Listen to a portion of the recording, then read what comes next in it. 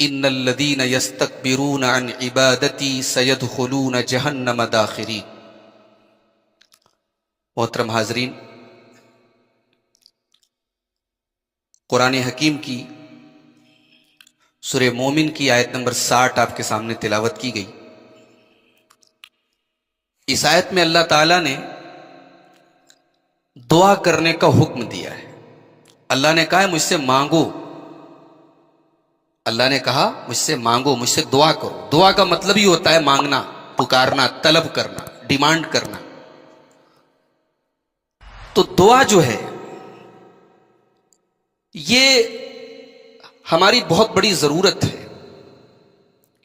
انسان جتنا بھی پاورفل ہو جائے، دنیا کی ساری نعمتیں اس کے پاس آ جائیں، تب بھی وہ اللہ تعالیٰ کا محتاج ہے، اللہ تعالیٰ کا فقیر ہے۔ دنیا میں ہم جب کسی سے کچھ مانگتے ہیں، ایک بار ہم نے مانگا اس نے دے دیا، 2 بار مانگا دے دیا، 3 بار مانگا دے دیا، بار بار جب ہم کسی سے مانگیں گے تو وہ ناراض ہو جائے گا۔ وہ کہے گا بھائی تم نے میرا دروازہ پکڑ لیا ہے، بار بار میرے ہی پاس چلے آ رہے ہو۔ انسان ناراض ہوتا ہے مانگنے پر، اور اللہ وہ ہے جو نہ مانگنے پر ناراض ہوتا ہے۔ اس آیت کریمہ پر غور کیجیے۔ اللہ نے فرمایا وَقَالَ رَبُّكُمُ ادْعُونِي أَسْتَجِبْ لَكُمْ ان الذین یستکبرون عن عبادتی سیدخلون جہنم داخرین۔ تمہارے رب نے یہ اعلان کر دیا کہ مجھ سے دعا کرو، میں تمہاری دعا قبول کروں گا، اور جو لوگ دعا نہیں کرتے اللہ نے انہیں گھمنڈی کہا ہے۔ ان الذین یستکبرون عن عبادتی، جو لوگ میری عبادت سے تکبر کرتے ہیں، جنہیں میرے سامنے ہاتھ پھیلانے میں شرم محسوس ہوتی ہے، اللہ کی بارگاہ میں دعا کرنے میں انہیں تکبر محسوس ہوتا ہے، وہ اپنے آپ کو اتنا بڑا سمجھتے ہیں کہ اللہ کے آگے وہ ہاتھ نہیں پھیلاتے۔ ان الذین یستکبرون عن عبادتی، جو میری عبادت سے تکبر کرتے ہیں، گھمنڈ کرتے ہیں، سیدخلون جہنم داخرین، وہ ذلیل ہو کر کے جہنم میں جائیں گے۔ علامہ ابن کثیر نے اس آیت کی تفسیر میں ایک شعر لکھا ہے عربی کا، اللہ یغضب ان ترکت سؤالہ، اللہ یغضب ان ترکت سؤالہ وبنی آدم حین یسأل یغضب۔ اللہ تعالیٰ سے تم نہ مانگو تو اللہ ناراض ہوتا ہے، اور آدم کے بیٹے سے تم مانگ لو تو آدم کا بیٹا ناراض ہو جاتا ہے۔ آدم کے بیٹے سے انسان سے مانگا جائے تو وہ ناراض ہوتا ہے، اللہ سے نہ مانگا جائے تو وہ ناراض ہوتا ہے۔ قرآن مجید کا دوسرا پارہ کھولیے، سورہ بقرہ آیت نمبر 186۔ وَإِذَا سَأَلَكَ عِبَادِي عَنِّي فَإِنِّي قَرِيبٌ، اے میرے نبی جب آپ سے میرے بندے میرے بارے میں پوچھیں تو انہیں بتا دو کہ میں قریب ہوں۔ اپنے علم کے اعتبار سے، اپنی قدرت کے اعتبار سے میں قریب ہوں، اپنی ذات کے اعتبار سے تو وہ رحمان عرش پر ہے، لیکن اس کا علم، اس کی قدرت ہر جگہ ہے۔ کائنات کا کوئی ذرہ اس کی نظر سے، اس کے علم سے چھپا ہوا نہیں۔ میرے نبی آپ جواب دے دیجئے میں قریب ہوں۔ اجیب دعوت الداعی، میں پکارنے والے کی پکار کو سنتا ہوں، میں دعا کرنے والے کی دعا کو قبول کرتا ہوں۔ فَلْيَسْتَجِيبُوا لِي وَلْيُؤْمِنُوا بِي، شرط یہ ہے کہ تم میری بات مانو اور میرے اوپر ایمان رکھو۔ یہاں ایک غور کرنے کے قابل نقطہ یہ ہے کہ اللہ سے منوانا ہے تو اللہ کی ماننا بھی پڑے گا۔ ہم گناہوں میں ڈوبے رہیں، اللہ کی نافرمانیاں کرتے رہیں، قدم قدم پہ اللہ تعالیٰ کو ناراض کرتے ہیں، اور اس کے بعد ہم یہ شکایت کریں اللہ ہماری نہیں سنتا۔ بھئی اللہ نے تو وعدہ کیا میں سنوں گا، لیکن شرط لگائی ہے فَلْيَسْتَجِيبُوا لِي، تم میری بات بھی تو میرے بندو مان لو، وَلْيُؤْمِنُوا بِي، اور میرے اوپر ایمان رکھو۔ آج ہماری زندگی میں دعا کہاں ہے میرے بھائی؟ کتنی بار ہم اللہ کے آگے ہاتھ پھیلاتے ہیں۔ بزنس نہ چل رہا ہو تب تو اللہ یاد آتا ہے، بزنس چل رہا ہو تو صرف کسٹمر یاد آتا ہے، صرف پیسہ یاد آتا ہے۔ بیماری ہے تو دعا کرتے ہیں اللہ شفا دیتے ہیں، صحت ہے تب تو اللہ یاد نہیں آتا، تنگ دستی آ جائے تب تو ہاتھ اٹھتے ہیں اللہ کی بارگاہ میں، خوشحالی میں ہاتھ نہیں اٹھتے۔ نہیں میرے بھائیوں، دعا یہ اس بات کا انتظار نہ کرے کہ جب آپ پر پریشانی آئے تب آپ اللہ کی بارگاہ میں ہاتھ اٹھائیں۔ اللہ کے نبیوں نے اپنی زندگی کے سب سے سنہرے دور میں اللہ کے آگے ہاتھ پھیلایا ہے۔ حضرت یوسف علیہ الصلوۃ والسلام ہیں، مصر کے بادشاہت کی کرسی پر بیٹھ گئے، اللہ نے وہ مقام دیا کہ 11 بھائی باپ اور ماں ان کے آگے جھکے ہوئے ہیں۔ جو بچپن میں انہوں نے خواب دیکھا تھا کہ 11 ستارے اور چاند اور سورج میرے آگے سجدہ کریں گے، وہ دن بھی ان کی زندگی میں آیا کہ 11 بھائی چاند اور سورج، 11 بھائی اور ماں اور باپ ان کے آگے سجدہ کر رہے ہیں۔ ان کی شریعت میں سجدہ تعظیمی جائز تھا، ہماری شریعت میں حرام ہے۔ تو اس موقع پر حضرت یوسف علیہ الصلوۃ والسلام نے فوراً دعا کی، کہا کہ اے اللہ فاطر السماوات والارض، تو زمین و آسمان کا پیدا کرنے والا ہے، اے اللہ تو نے مجھے یہ بادشاہت عطا فرمائی، توفنی مسلما والحقنی بالصالحین، اے اللہ مجھے مسلمان بنا کے دنیا سے اٹھانا اور اپنے نیک بندوں میں مجھے شامل کر دینا۔ تو یہ موقع تو کوئی بیماری کا نہیں تھا، کوئی تکلیف کا نہیں تھا۔ تو اس انتظار میں نہ رہیں کہ جب پریشانی آئے گی تب اللہ کو پکاریں گے۔ اللہ کے پیارے نبی ایک حدیث میں فرماتے ہیں، مسند احمد کی روایت ہے، تعرف الی اللہ فی الرخاء یعرفک فی الشدہ، اپنے اچھے دنوں میں اللہ کو یاد کرو، تمہارے برے دنوں میں اللہ تمہیں یاد رکھے گا۔ بھئی اللہ تو ہم سب کو ہمیشہ یاد رکھتا ہے، یہاں یاد رکھنے کا مطلب یہ ہے کہ اللہ تمہاری مدد کرے گا۔ میرے بھائیوں، ہم سب کی زندگی کا کوئی نہ کوئی گول ہوتا ہے۔ کوئی پڑھ لکھ کر کے کچھ بننا چاہتا ہے، کوئی یہ چاہتا ہے کہ میں کاروبار میں ترقی کروں، کوئی یہ چاہتا ہے میں سماج میں ایک عزت پالوں۔ ہر آدمی کا اپنا ایک ٹارگٹ ہے، اپنا ایک گول ہے، اپنا ایک مقصد ہے، اور ہر آدمی اپنی زندگی کے مقصد کے لیے محنت بھی کرتا ہے۔ آپ محنت کریں، آپ اسٹرگل کریں، آپ جو بھی اسباب اختیار کرتے ہیں کریں، بس آپ جب اللہ کے سامنے ہاتھ اٹھائیں تو اپنی وہ مراد اللہ سے مانگیں۔ اس سے یہ ہوگا کہ آپ کی محنت میں اس کے ساتھ اللہ کی توفیق بھی شامل ہو جائے گی۔ مومن کا پاور ہے دعا، مومن کی طاقت ہے دعا، اور دنیا کا سب سے بڑا ناکارہ انسان وہ ہے، دنیا کا سب سے بڑا عاجز انسان وہ ہے جو اللہ کے آگے ہاتھ نہ پھیلاتا ہو۔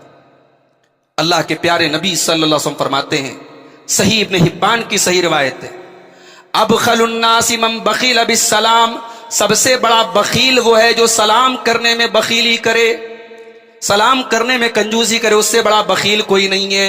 وَآجَزُ النَّاسِ مَنْ عَجَزَ عَنِ الدُّعَاءِ، اور سب سے بڑا عاجز وہ ہے، سب سے بڑا ناکارہ وہ ہے جو دعا کرنے سے عاجز ہو جائے، جو دعا کرنے سے ناکارہ ہو جائے۔ دعا کبھی بیکار نہیں جاتی میرے بھائی۔ اللہ کے پیارے نبی صلی اللہ علیہ وسلم فرماتے ہیں، مسند احمد کی روایت ہے، مَا مِن مُسْلِمٍ يَدْعُو بِدَعْوَةٍ، جب بھی کوئی مسلمان دعا کرتا ہے، لَيْسَ فِيهَا قَطِيعَةُ رَحِمٍ، اور اس دعا کے اندر کوئی گناہ کی بات نہیں مانگتا، کوئی رشتے کو کاٹنے کی دعا نہیں کرتا۔ بھئی کبھی کبھی ایسے بھی آدمی دعا کر دیتا ہے، اے اللہ میرے بھائی کا بیڑا غرق کر دے، میرے فلاں رشتہ دار کا نقصان کر دے۔ اس طریقے کی دعا کرنا حرام ہے۔ کسی گناہ کی دعا نہیں کر سکتے آپ، کسی رشتے کو کاٹنے کی دعا نہیں کر سکتے آپ۔ اللہ کے نبی فرماتے ہیں، اگر کوئی مسلمان گناہ کی بات نہ مانگے، اللہ سے رشتے کو کاٹنے کی بات نہ مانگے، الا یعطا بہا احدی ثلاث، اس کو 3 چیزوں میں سے کوئی ایک چیز ضرور ملتی ہے۔ اما ان تعجل له دعوته، یا تو اس کی دعا اللہ تعالیٰ سن لیتا ہے اور اس کی مراد پوری ہو جاتی ہے، جو مانگتا ہے وہ دے دیا جاتا ہے۔ وَإِمَّا أَن يَدَّخِرَهَا لَهُ فِي الْآخِرَةِ، یا پھر یہ ہوتا ہے کہ اللہ تعالیٰ اس کی دعا کو آخرت کے لیے ذخیرہ بنا دیتا ہے، اس دعا کی وجہ سے اس کی نیکیوں میں اضافہ ہو جاتا ہے، اس کے نیک اعمال میں اللہ تعالیٰ اضافہ کر دیتا ہے۔ وَإِمَّا أَن يَصْرِفَ عَنْهُ مِنَ السُّوءِ مِثْلَهُ، اور تیسرا فائدہ دعا کا یہ ہوتا ہے کہ دعا کی وجہ سے آپ کو پہنچنے والا کوئی نقصان روک لیا جاتا ہے، کوئی پریشانی، کوئی حادثہ، کوئی مصیبت، کوئی آفت آنے والی ہوتی ہے، آپ نے اللہ سے دعا مانگی، اللہ اس مصیبت کو دور کر دیتا ہے۔ تو دعا کے پاور کو سمجھو میرے بھائی۔ قرآن کریم میں اللہ تعالیٰ نے اپنے نبیوں کا ذکر کیا ہے، قرآن کے اندر ایک سورت ہے سورہ انبیاء. کبھی موقع ملے تنہائی میں بیٹھ کے سورہ انبیاء کا صرف ترجمہ پڑھ لیجیے آپ, تفسیر بھی رہنے دیں آپ, صرف ترجمہ پڑھ لیں آپ اور دیکھیں کہ اللہ کے پیغمبروں نے, اللہ کے نبیوں نے اللہ سے کیسے مانگا ہے. کہتے ہیں کہ ادب پہلا قرینہ ہے محبت کے قرینوں میں. ہمیں تو مانگنے کا ادب بھی نہیں آتا, ہمیں تو مانگنے کا سلیقہ بھی نہیں آتا, اللہ سے کیسے مانگا جائے. حضرت یونس علیہ الصلوۃ والسلام ہے, مچھلی کے پیٹ میں, دنیا کا کوئی نیٹ ورک وہاں نہیں پہنچ سکتا, دنیا کے کسی نیٹ ورک کی کوریج نہیں ہے وہاں اس جگہ پہ. مچھلی کے پیٹ کا اندھیرا ہے, سمندر کے گہرائی کا اندھیرا ہے, رات کا اندھیرا ہے. حضرت یونس علیہ الصلوۃ والسلام تین اندھیروں میں اپنے رب کو پکارتے ہیں. وَظَنُّونَ إِذْ ذَهَبَ مُغَاضِبًا فَظَنَّ أَن لَّن نَّقْدِرَ عَلَيْهِ فَنَادَىٰ فِي الظُّلُمَاتِ. اور یاد کرو مچھلی والے نبی کو جب وہ اپنی قوم کو چھوڑ کر کے چلے گئے, ناراض ہو کر کے چلے گئے. حضرت یونس نے اپنی قوم سے کہا تمہارے اوپر 3 دن کے اندر اللہ کا عذاب آئے.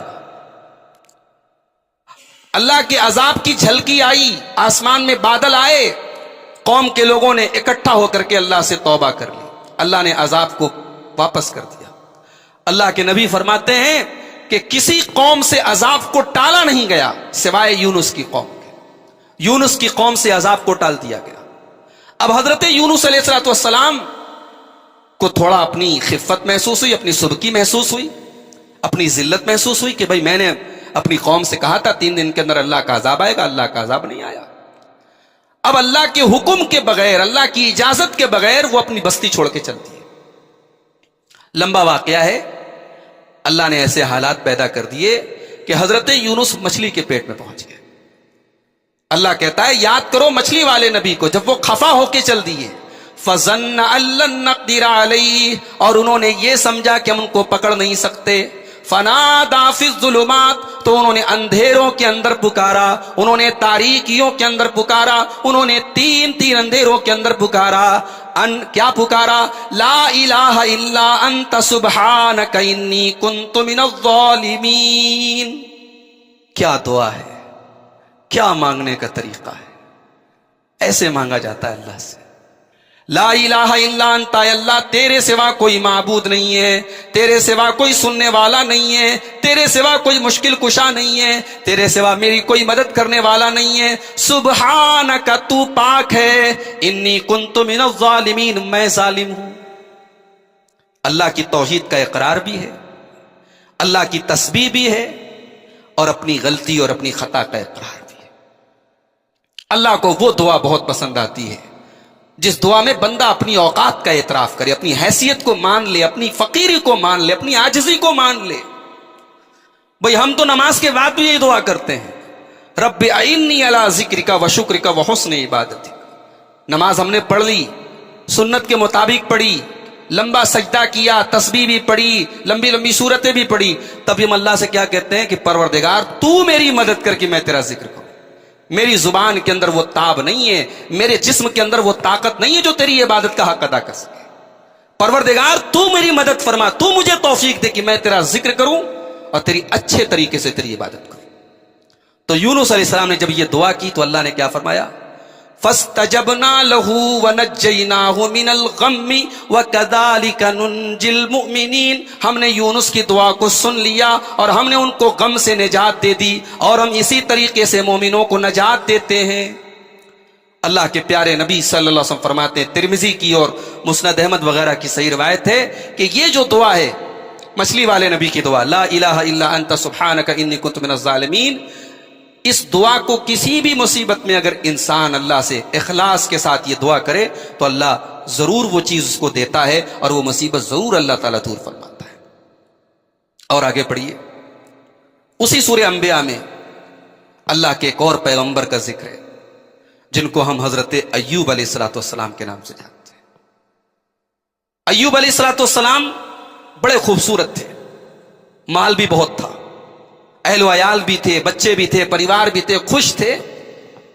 آج ہم لوگ خوشحال رہتے ہیں, ذرا سی مصیبت آ جائے تو ہمارے منہ سے جملے نکل جاتے ہیں, بھائی اللہ ہم کو کیوں اتنا آزما رہا, ہمارے اوپر ہی اتنی مصیبتیں کیوں آ رہی, ہمارے ہی بچے کیوں مر رہے ہیں, ہمارے ہی ساتھ یہ حادثے کیوں ہو رہے ہیں.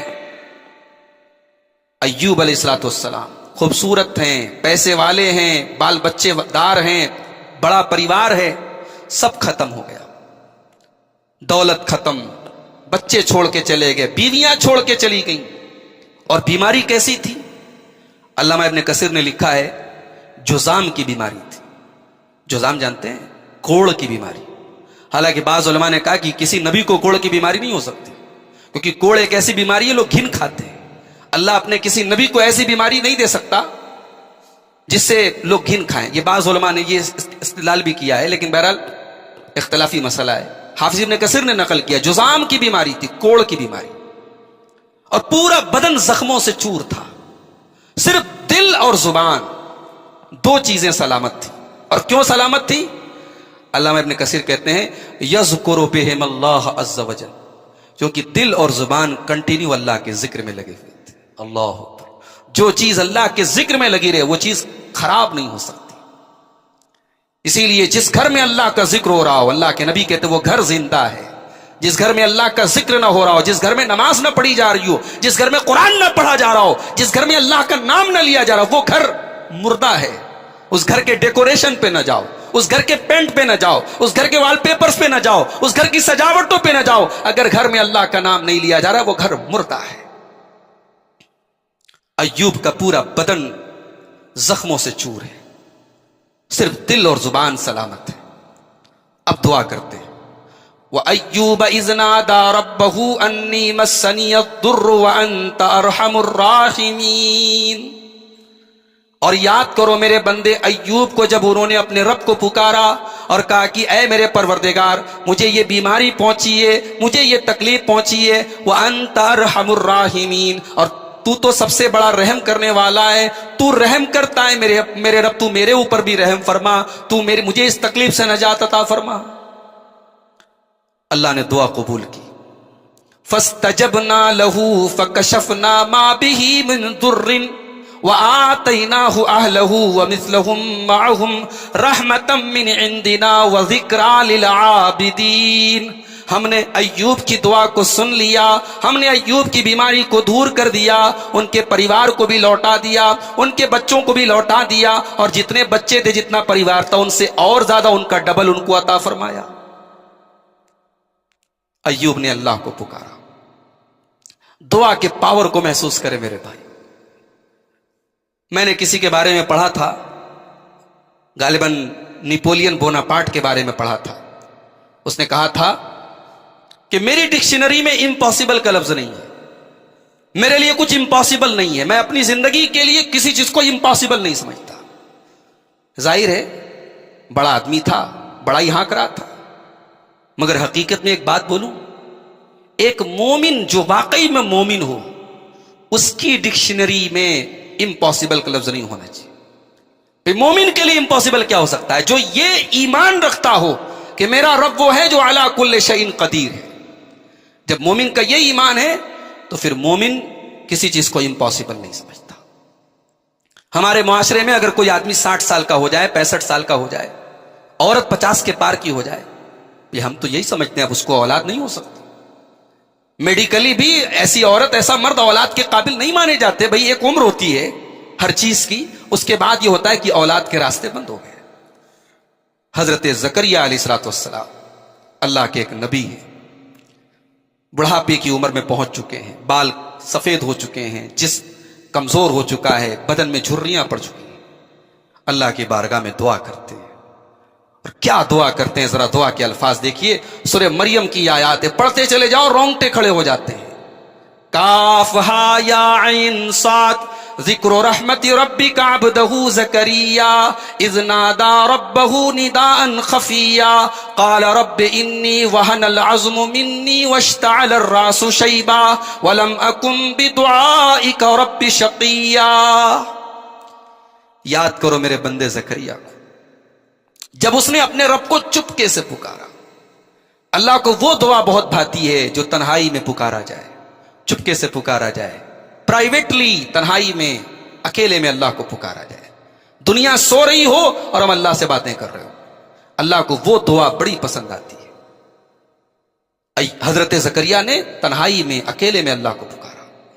کہا پروردگار رب انی وہن العظم منی، میری ہڈیاں کمزور ہو گئی ہیں، واشتعل الراس شیبا، میرے بال پک چکے ہیں، ولم اکن بدعائک رب شقیا، لیکن پروردگار تیرے در سے میں مایوس نہیں ہوا ہوں، تیرے آگے ہاتھ پھیلانا میں نے نہیں چھوڑا ہے، تجھ سے اولاد کا سوال کرنا میں نے نہیں چھوڑا ہے۔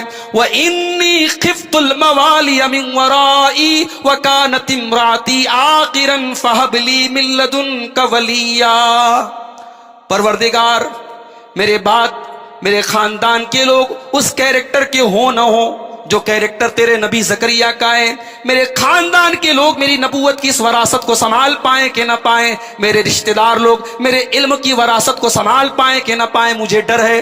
پروردگار تو مجھے وارث عطا فرما، تو مجھے بیٹا عطا فرما، یرثنی و یرث من آل یعقوب، جو میرا وارث بنے، جو حضرت یعقوب کی اولاد کا وارث بنے۔ نبیوں کی وراثت مال نہیں ہوتی، نبیوں کی وراثت ان کا علم ہوتا ہے، ان کا تقوی ہوتا ہے، ان کی دینداری ہوتی ہے۔ اسی لیے حضرت فاطمہ رضی اللہ تعالیٰ عنہا جب حضرت ابوبکر صدیق کے پاس آئیں کہ اللہ کے نبی کی وراثت میں آپ کے ترکہ میں ایک باغ تھا، فتق کا باغ، تو حضرت فاطمہ کو یہ لگا کہ شاید وہ وراثت میں مجھے ملنا چاہیے، تو حضرت ابوبکر صدیق کے پاس مانگنے کے لیے آئیں۔ تو حضرت ابوبکر صدیق نے کہا کہ اے نبی کی بیٹی، اللہ کے پیارے نبی کو میں نے فرماتے ہوئے سنا ہے کہ نحن معاشر الانبیاء لا نورث، کہ ہم نبیوں کی وراثت مال نہیں ہوتی، ما ترکنا صدقہ، ہم جو چھوڑ کے جائیں جو سب صدقہ ہوتا ہے، نبی کی وراثت تقسیم نہیں ہوتی ان کے رشتہ داروں۔ اب یہ بعض جو گستاخ ہیں صحابہ کے، وہ اس کو بنیاد بنا کے حضرت ابوبکر پر لعن طعن کرتے ہیں، کہتے ہیں کہ حضرت فاطمہ کا حق مارا، حضرت فاطمہ کو حق نہیں دیا۔ ارے بھائی، حضرت فاطمہ کا اگر انہوں نے نعوذ باللہ حق مارا، نعوذ باللہ ثم نعوذ باللہ، تو بھئی ان کی بیٹی عائشہ بھی تو نبی کی بیوی تھی۔ نبی کی وراثت میں اگر نبی کی وراثت جیسے سب کی وراثت تقسیم ہوتی، نبی کی وراثت بھی تقسیم ہوتی، تو 12.5% تو نبی کی بیویوں کا بھی تھا نا، تو کیا حضرت ابوبکر نے اپنی بیویوں کو بھی محروم رکھا؟ پہلا سوال۔ دوسرا سوال، اگر حضرت ابوبکر نعوذ باللہ اتنے ہی لالچی تھے کہ نبی کی بیٹی کو وہ باغ نہیں دیا، تو کیا وہ باغ حضرت ابوبکر نے ہڑپ لیا نعوذ باللہ؟ حدیث بتاتی ہے، تاریخ بتاتی ہے کہ حضرت ابوبکر نے اس باغ کی ساری آمدنی بیت المال میں ٹرانسفر کی، کہ وہ نبی کا ترکہ ہے، نبی کا ترکہ صدقہ ہوتا ہے، وہ کسی کے پرسنل یوز میں نہیں آئے گا، وہ صدقہ ہے۔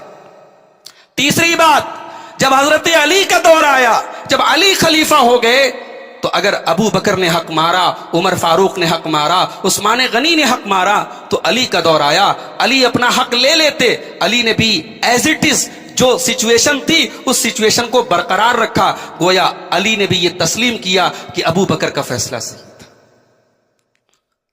لوگ گپیں لڑاتے ہیں اور ان قصے کہانیوں کو بنیاد بنا کے، جھوٹی باتیں بنا کر کے اپنے ممبروں پہ کھڑے ہو کے لوگوں کو رلاتے ہیں کہ تو کو نبی کی بیٹی کے ساتھ ظلم ہوا۔ بھائیو، نبی کی وراثت مال نہیں ہوتی۔ اگر نبی کی وراثت مال مانتے ہو تو پھر یہ بھی مانو کہ اللہ کا بندہ زکریا نعوذ باللہ، ان کو یہ فکر تھی کہ میرا مال میرے بعد میرے رشتہ دار لوگ ہڑپ لیں گے، مجھے بیٹا مل جائے جو میرا مال سنبھال لے۔ یہ کتنی کمزرفی کی بات ہے، کتنی چھوٹی بات ہے۔ ایک نبی کو اپنی پراپرٹی کی فکر ہوگی؟ نہیں، نبی کو اپنے علم کی فکر ہے، نبی کو اپنی نبوت کی فکر ہے، نبی کو اپنی تقوی کی فکر ہے، نبی کو اپنی دینداری کی فکر ہے۔ کہا کہ اے اللہ مجھے ایسا بیٹا دے جو میرا وارث بنے۔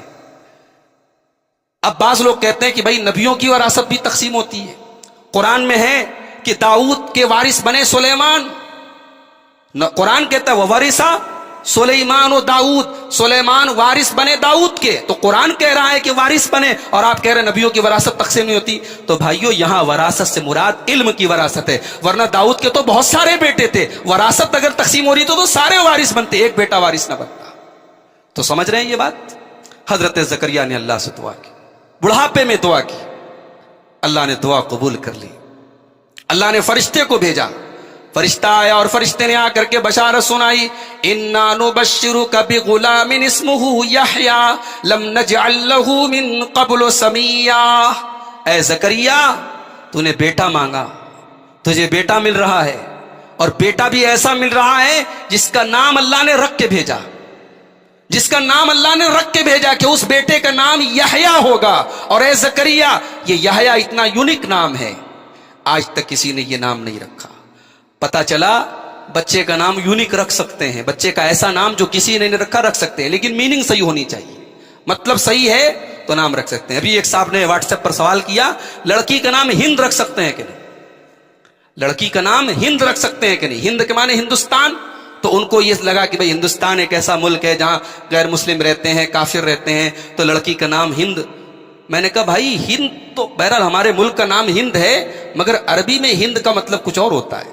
عربی میں ہند کہتے ہیں اونٹوں کی جماعت کو، بہت سارے اونٹ ہیں ان کو ہند کہتے ہیں، اور عرب میں یہ نام رائج تھا۔ حضرت ام حبیبہ نبی کی بیوی ہیں، ان کا بھی اصل نام ہند تھا۔ حضرت معاویہ کی ماں ہند بنت عتبہ، ابو سفیان رضی اللہ تعالیٰ عنہ کی بیوی، جن کے بارے میں جھوٹی روایت مشہور کر دی گئی کہ انہوں نے حضرت حمزہ کا کلیجہ ہے، کوئی معتبر روایت موجود نہیں۔ حضرت حمزہ کو قتل کرنے والے حضرت وحشی تھے، جنہوں نے بعد میں توبہ کر لی، اسلام قبول کر لیا۔ کوئی ثبوت نہیں ہے کہ انہوں نے حضرت ہندہ کے حکم پر ان کو قتل کیا تھا، اور اس کا بھی کوئی ثبوت نہیں کہ حضرت ہند بنت عتبہ نے حضرت حمزہ کا کلیجہ چبایا تھا۔ روایات مشہور کر دی ہیں، لوگوں کے دماغ میں نفرت ڈال دی کہ بھی ہندہ بڑی خراب عورت تھی، نعوذ باللہ۔ ارے بھائی اسلام لے آئی، صحابیہ ہو گئی، نبی پر ایمان لے آئی، اب ہمارے لیے وہ رضی اللہ عنہا ہو گئی۔ تو حضرت زکریا کو بیٹا ہوا، اس کا نام یحییٰ رکھا گیا۔ تو دعا وہ چیز کر دیتی ہے جو پاسبل نہیں ہے، امپاسبل ہے، دعا کے ذریعے پاسبل ہو جاتی ہے۔ بدر کا میدان ہے، 313 مسلمان ہیں، سامنے 1000 کا لشکر ہے، 313 میں بچے بھی ہیں، بوڑھے بھی ہیں، جوان بھی ہیں، 1000 سب لڑنے کے لیے آئے ہیں۔ 313 کے پاس ڈھنگ کی سواریاں نہیں، ڈھنگ کے ہتھیار نہیں، لڑنے کے اسباب نہیں۔ اللہ کے پیارے نبی بدر کے میدان میں اللہ کی بارگاہ میں دعا کرتے ہیں، اللہم ان تہلک ہذہ العصابۃ لا تعبد فی الارض۔ اے اللہ اگر یہ مٹھی بھر مسلمان آج ہلاک ہو گئے تو پھر روئے زمین پر تیری عبادت کرنے والا کوئی نہیں ہوگا۔ اے اللہ یہی تو میری پونجی ہے، یہی تو میرا سرمایہ ہے، یہی تو میرے اوپر ایمان لانے والے ہیں۔ یہ 313 اگر آج ہلاک ہو گئے، لا تعبد فی الارض، اے اللہ پھر روئے زمین پر تیری عبادت کرنے والا کوئی نہیں ہوگا۔ نبی دعا کرتے چلے جا رہے ہیں اور روئے چلے جا رہے ہیں۔ اللہ کے نبی رو رہے ہیں میرے بھائی۔ دعا میں رویا جاتا ہے، دعا میں گڑ گڑایا جاتا ہے، دعا میں اللہ کے سامنے ایسے مانگا جاتا ہے کہ جیسے بچہ اپنی ماں سے مانگتا ہے۔ بچہ اپنی ماں سے جب مانگتا ہے نا، پوری طلب کے ساتھ مانگتا ہے، پورے جذبے کے ساتھ مانگتا ہے۔ اللہ سے ایسے مانگا جاتا ہے، گڑ گڑا کے مانگا جاتا ہے۔ اللہ نے قرآن میں سورہ انفال کے اندر بیان کیا، اذ تستغیثون ربکم فاستجاب لکم انی ممدکم بألف من الملائکۃ مردفین۔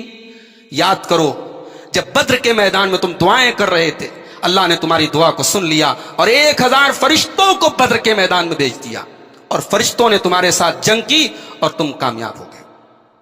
اب ایک سوال یہ پیدا ہوا کہ اللہ نے فرشتوں کو کیوں بھیجا؟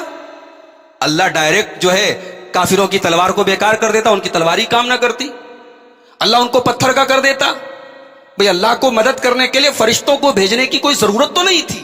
تو اللہ نے آگے اس کا بھی جواب دیا، وَمَا جَعَلَهُ إِلَّا بُشْرَى وَلِتَطْمَئِنَّ بِهِ قُلُوبُكُمْ۔ فرشتوں کو تو اللہ نے اس لیے بھیجا تاکہ تمہیں میدان جنگ میں تمہارے دلوں کو تھوڑی مضبوطی مل جائے، تمہیں لگے کہ ہم 313 نہیں، ہمارے ساتھ ایک جماعت اور بھی لڑ رہی ہے، تمہارے دلوں کو سکون مل جائے۔ وَمَن نَّصْرُ إِلَّا مِنْ عِنْدِ اللَّهِ، ورنہ حقیقت میں مدد تو اللہ کی طرف سے آئی ہے۔ اللہ اگر تمہاری مدد کرنا چاہتا تو فرشتوں کو بھیجنا ضروری نہیں تھا۔ تو میرے بھائیوں، دعا وہ چیز ہے جو 313 کو 1000 پہ غالب کر سکتی ہے۔ دعا کے پاور کو محسوس کریں اور دعا کو اپنی زندگی کی عادت میں شامل کریں، دعا کو اپنی زندگی کے معمول میں شامل کریں۔ اب آئیے چند چیزیں دعا کے آداب کے تعلق سے آپ کے سامنے بیان کرتا ہوں۔ کچھ آداب ہیں دعا کے، ان کا لحاظ رکھے تو انشاءاللہ ہماری دعا ضرور قبول ہوگی۔ دعا میں سب سے پہلی چیز یہ ہے اخلاص ہونا چاہیے، ملاوٹ نہیں ہونی چاہیے۔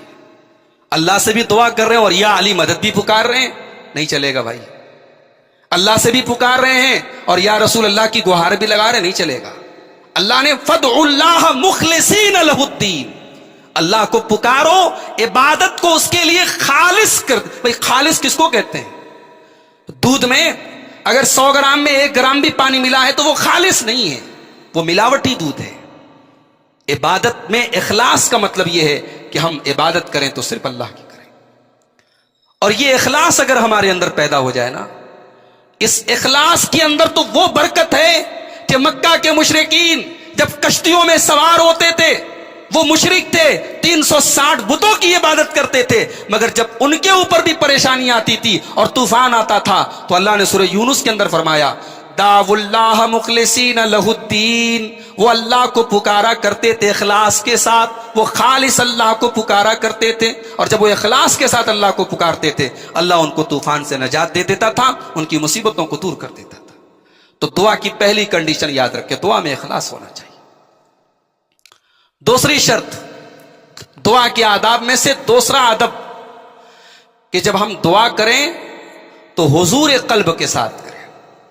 حضور قلب کا مطلب کہ ہماری زبان اور دل میں کنیکشن پراپر ہو، ایسا نہ ہو جیسے ہمارے ہاں بعض جگہوں پہ دعا ہوتی ہے، امام صاحب نے ہاتھ اٹھایا، مقتدیوں نے ہاتھ اٹھایا، اب امام صاحب کیا مانگ رہے ہیں مقتدیوں کو کچھ پتا نہیں، بس ایک دوسرے کا چہرہ دیکھ رہے ہیں، امام صاحب نے جیسے ہی ہاتھ پھیرا ہم نے ہاتھ پھیرا، بس دعا ختم۔ یہ دعا ہے بھائی؟ یہ تو رسم ہے جو آپ نے پوری کر لی، یہ فارمیلٹی ہے جو آپ نے پوری کر لی۔ دعا تو وہ ہوتی ہے کہ آپ کی زبان پہ جو چل رہا ہے آپ کا دل اس کو ریڈ کر رہا ہے، دل اور زبان کا کنیکشن پراپر ہے۔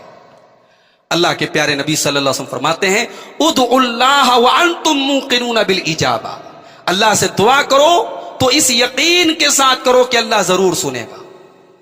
اللہ سے دعا کرو تو یقین کے ساتھ کرو، فإن اللہ لا يستجیب دعاء من قلب غافل لاہن، اس لیے کہ اللہ تعالیٰ کسی غافل آدمی کے جس کا دل غافل ہو اس کی دعا سنتا نہیں ہے۔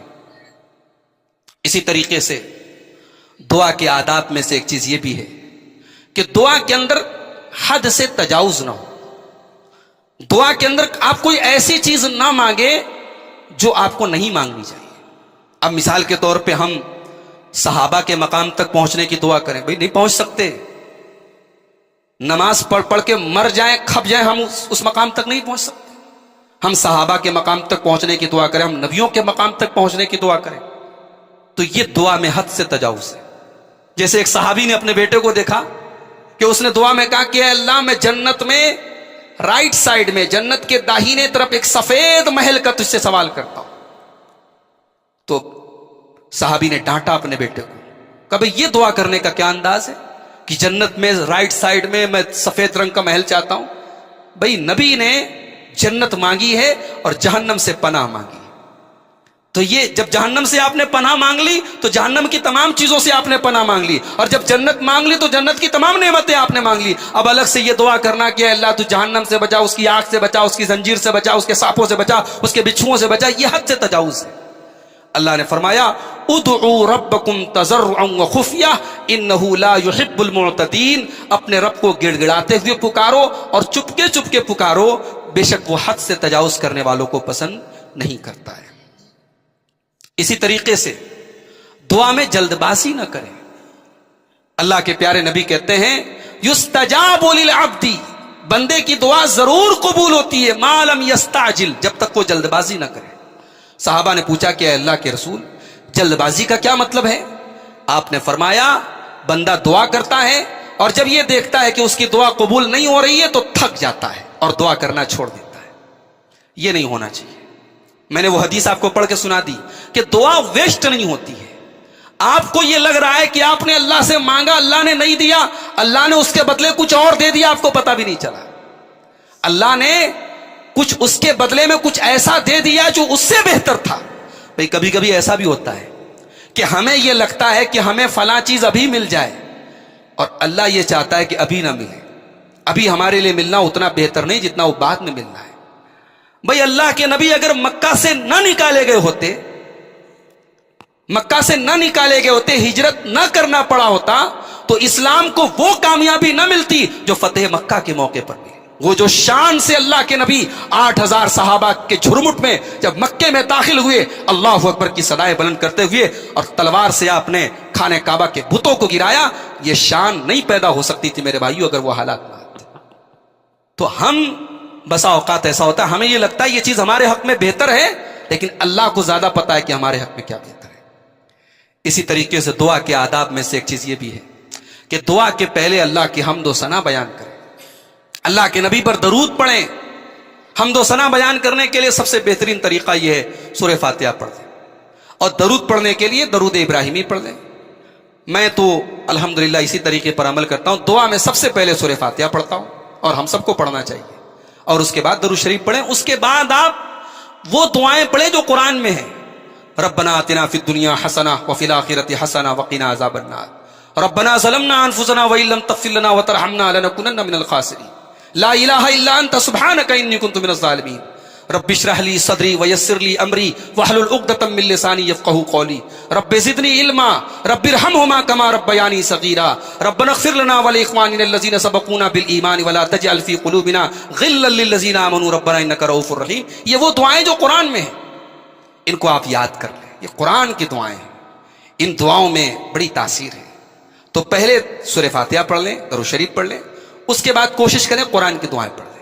پھر نبی صلی اللہ علیہ وسلم نے جو دعائیں سکھائی ہیں چھوٹی چھوٹی دعا، اللہم انی اسألک علما نافعا ورزقا واسعا وشفاء من کل داء، چھوٹی چھوٹی دعائیں ہیں، مگر دنیا جیسے کہتے ہیں نا دریا کو کوزہ میں بند کر دیا گیا، پورا سمندر ہے نبی کی ان دعاؤں میں۔ اللہم انی اعوذ بک من الہم والحزن والعجز والکسل والبخل والجبن وزلع الدین وغلبۃ الرجال، دنیا کی ہر تکلیف سے پناہ مانگ لیا۔ اللہم اصلح لی دینی الذی هو عصمت امری واصلح لی دنیای التی فیہا معاشی واصلح لی آخرتی التی الیہا معادی واجعل الحیاۃ زیادۃ لی فی کل خیر واجعل الموت راحۃ لی من کل شر۔ دنیا کو صحیح کر دے، دین کو صحیح کر دے، آخرت کو صحیح کر دے، اے اللہ زندگی ایسی بنا دے کہ نیکیوں میں اضافہ ہوتا رہے، اور جب یہ لگے کہ موت سے مجھ کو راحت ملے گی تو موت دے دے۔ کیا دعا ہے، نبی کی دعائیں ہیں، چھوٹی چھوٹی دعائیں، ان کو یاد کر لو۔ دعا میں دعا کی بڑی مستند کتاب ہے، بڑی آتھینٹک کتاب ہے، اور میں سمجھتا ہوں کہ دعا کے موضوع پر پوری دنیا میں سب سے زیادہ یہ کتاب پبلش بھی ہوئی ہے، حسن المسلم۔ علامہ سعید بن وہب القحطانی سعودی عرب کے عالم ہیں، انہوں نے یہ دعا کا کلیکشن تیار کیا ہے صحیح حدیثوں کی روشنی۔ انٹرنیٹ پر گوگل پلے میں بھی آپ کو مل جائے گا، رومن میں مل جائے گا، انگلش میں مل جائے گا، ہندی میں مل جائے گا، آپ ان دعاؤں کو یاد کر لیں میرے بھائی۔ اور ایک آخری چیز بیان کر کے بات ختم کرتا ہوں۔ دعا کے آداب آپ نے سن لیے، دعا کی اہمیت سن لی، دعا کا پاور سن لیا آپ نے۔ اب ایک چیز اور ہے جس کا تعلق ہے دعا کے ساتھ۔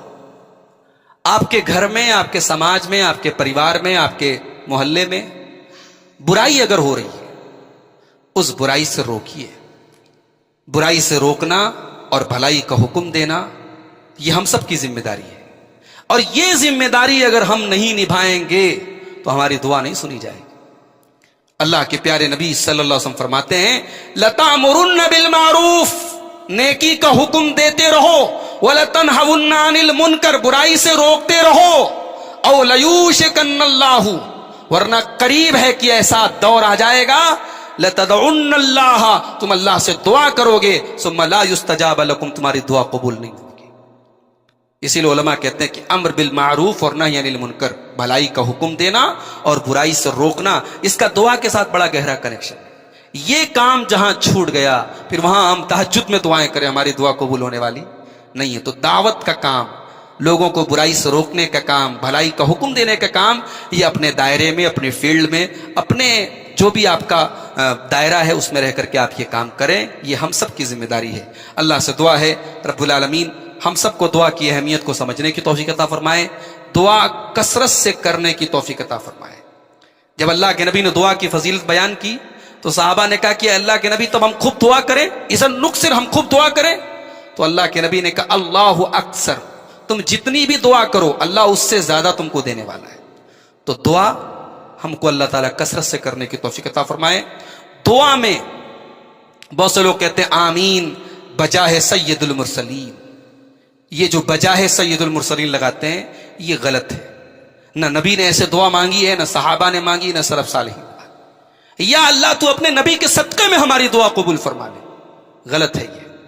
اے اللہ تو اپنے بزرگان دین، اپنے نیک بندوں کے صدقے میں تو ہماری دعا قبول کر لے. یہ غلط ہے.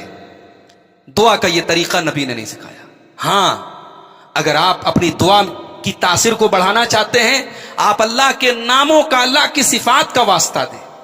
پروردگار تو رزاق ہے، ساری کائنات کو روزی دیتا ہے، اللہ مجھے بھی روزی دیتے. اے اللہ تو علام الغیوب ہے، تو عالم الغیب ہے، تو علم دینے والا ہے. پروردگار میرے سینے کو بھی علم دین کے لیے کھول دے. اے اللہ تو غنی ہے، تو بے نیاز ہے، تو سب کو عطا کرنے والا ہے. اے اللہ مجھے دے دے. اے اللہ تو شافی ہے، مجھے شفا دے دے. اللہ کے ناموں اور اللہ کی صفات کا حوالہ دے کے جب اللہ سے مانگا جائے تو اللہ دعا جلدی قبول کرتا ہے. تو واسطہ دینا ہے، اللہ کی رحمت کا واسطہ دے. اپنی کچھ نیکیاں ایسی رکھیں اسٹور کر کے جو صرف آپ کو پتا ہو، اللہ کو پتا ہو. جاڑے کا موسم ہے، موٹے موٹے کمبل اور رضائی میں ہم سب اوڑے رہتے ہیں. بیچارے اللہ کے کتنے بندے ہیں سڑک پر، فٹ پاتھ پر ایک معمولی سی چادر لیٹ کے ٹھٹر رہے ہیں، وہ سردی میں کانپ رہے ہیں. بھائی آپ کے گھر میں 4-5 کمبل پرانے بھی رکھے ہوں گے.